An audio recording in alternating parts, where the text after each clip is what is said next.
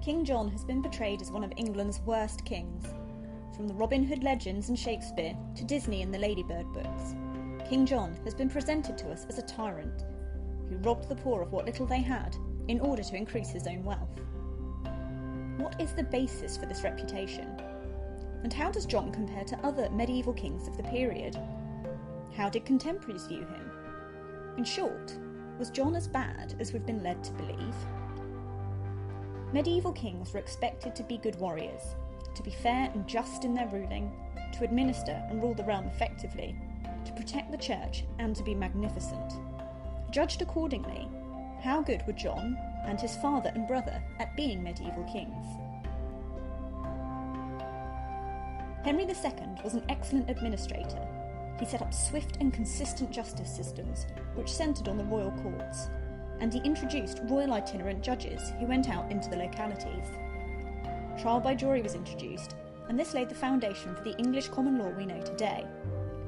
Throughout his reign, Henry II's attention was divided between his wishes to re-establish order in England after 20 years of civil war, and securing his French domains. However, one area that remained beyond Henry's control was the church. In 1162, when the old Archbishop of Canterbury died, Henry wanted his Chancellor, Thomas Becket, to be made Archbishop. Initially, Becket refused, and when Henry II overruled him, Becket was believed to have said, "It will be God I serve before you." As soon as Becket became Archbishop of Canterbury, he resigned as Henry's Chancellor and devoted himself to God. The king and the new Archbishop soon fell out. In 1170, Henry II decided to crown his eldest son, Henry the Younger, as king-in-waiting, but he did not invite Becket. Becket was furious, as it had always been the Archbishop of Canterbury's job to crown the kings of England. Becket excommunicated all of those involved. After supposedly hearing the king say, "Will no one rid me of this turbulent priest?" 4 knights went to Becket's palace, intending to arrest him, but Becket resisted and was brutally murdered.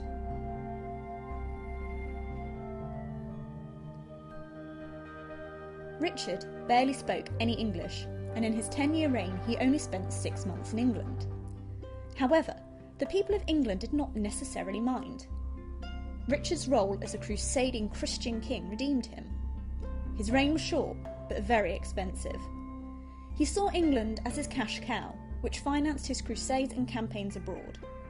He is believed to have said, "I would sell London if I could find a buyer." Within a year of his coronation, Richard left England to go on crusade to Palestine. Although he was unable to capture Jerusalem, Richard's crusade did ensure that the Crusade estates would hold for another 100 years. This would have given the English people great pride in their heroic king, even if he did commit what we would now consider to be atrocities in the Middle East. However, on his way home, Richard was captured by the Holy Roman Emperor. London had to be heavily taxed in order to raise the money needed for Richard's ransom of 43 tons of silver. For the last 5 years of his reign, Richard was abroad fighting the French and protecting the Angevin Empire. He died a hero's death on the battlefield. John was never destined for the throne, and perhaps it was his position as last-born son, with uncertain prospects or inheritance, which gave him his unpleasant personality traits. His jealousy, sensitivity to criticism, his desire for revenge, and his delight at humbling his barons and peers of the realm. Many people see King John as a loser. He lost Normandy, he lost his argument with the Pope, and he lost his fight against the barons and had to grant them a Charter of Liberties, Magna Carta. When he died in 1216, he was struggling not to lose his kingdom. But did King John have any redeeming features? Was he in any way a good medieval king? His contemporaries did not seem to think so. John was a tyrant. He was a wicked ruler who did not behave like a king. He was greedy and took as much money as he could from his people. Hell is too good for a horrible person like him. Roger of Wendover and Matthew Paris, based at St Albans, were very influential in creating John's bad reputation. Medieval chroniclers were the equivalent of a tabloid newspaper. Scandal and failure made the juiciest stories for them. Both John and his father, Henry II, gained bad reputations with the chroniclers because of their adulterous affairs. However, Richard's faults were often overlooked. because he was a Christian knight, a crusader, generous, and always attending church services. John's biggest fault was his failure on the battlefield. Medieval kings were expected to be great knights. However, in contrast to his crusading brother, John appeared incompetent. Despite his continual failures for most of his reign, he was always planning military expeditions and trying to find even more money to fund them. This became particularly difficult with rising inflation. John's biggest loss was Normandy, Anjou, and Maine in 1204, all central parts of the Angevin Empire. This left England with only Poitou and Aquitaine. This was a huge embarrassment to the king. John mishandled his barons, and he did not win their affection or support, something which would ultimately cost him dear. The support of the leading baronial families was essential for a peaceful and successful reign. John extorted huge sums of money from his barons in return for his favour and goodwill, and he would hold the barons' sons as hostages to act as security for their good behaviour. William de Boise had been one of the king's favourites earlier in the reign, and also one of Richard I's closest associates. In return for his loyalty and service, William was granted many lands and titles. But in 1208 he had a spectacular fall from favour, and he died in exile in 1211. His lands were seized, and his wife and children starved to death in one of John's prisons. John has been implicated in political murder on at least 4 occasions in his reign. This included the murder of his own nephew, Arthur, who had been another contender for the English throne. In 1202, John captured Arthur and imprisoned him. After that, he was never seen again. John did not protect the church, but instead tried to use it to increase his own power and wealth. He made huge profits from keeping bishoprics empty, and his quarrel with the Pope meant that people couldn't go to Mass or be buried in consecrated ground for 6 years. He only accepted the Pope and his protection in 1213 in order to prevent a French invasion. John accepted the Pope as his feudal overlord and paid him £1,000 as a tribute. This meant that John could now claim special protection against his growing enemies. Taking this allegiance even further, John promised to go on crusade, a promise that was never actually fulfilled.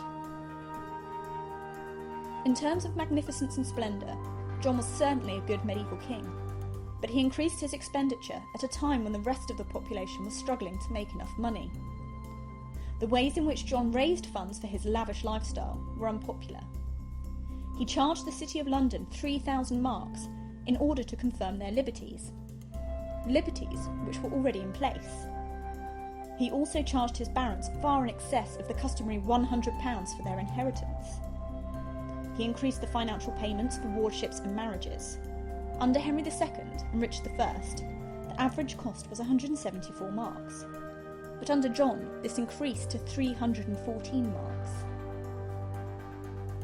John extended his money-making schemes into the localities and used his sheriffs to collect private debts that were owed to him. This is where the famous tyrant, the Sheriff of Nottingham, came into legend. John's money-making schemes do show him to be a keen administrator, but his contemporaries saw his close supervision as oppressive. Although John may have had the potential to be a successful medieval king, he had too many personality flaws. He was slippery, untrustworthy, a womanizer, and a loser. For over 50 years, England was ruled by the Angevin kings, who all had unpopular personality traits. Henry II, Richard, and John were all passionate, clever, and strong-minded kings, but they had fierce tempers. They also had vicious streaks, which revealed themselves when their authority was challenged. Magna Carta was not the result of King John's reign alone. John's methods of ruling were not new. They had been employed by his father and brother. Both Richard and Henry II had exploited the barons, but John did this on a new, previously unprecedented scale, with no military success to show for it. King John may not have been a particularly good medieval king, but Henry II and Richard I were not without their flaws either. Ultimately, John was the worst of a bad bunch, and it was the early Plantagenet style of rule which resulted in Magna Carta, not the faults of King John alone. In the next video, we will look at what actually happened at Runnymede in June 1215, and what Magna Carta was, contained, and achieved. We will also discuss to what degree Magna Carta deserves its fame, and whether or not it was the Great Charter of Liberties it was claimed to be.